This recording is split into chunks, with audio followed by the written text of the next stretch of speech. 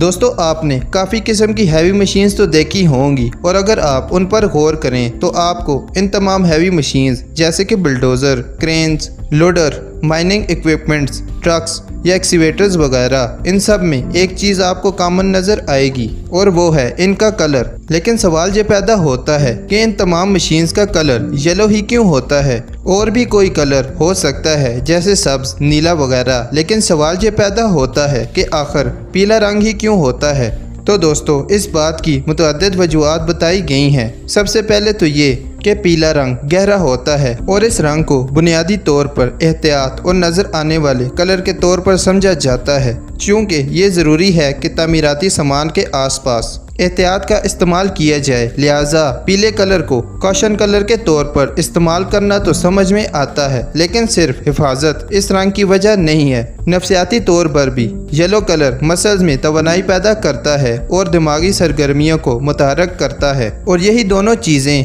کسی بھی work site پر ہونا ضروری ہے، اور اسی وجہ سے کنسٹرکشن مشینز پر یلو کلر کا استعمال کیا جاتا ہے۔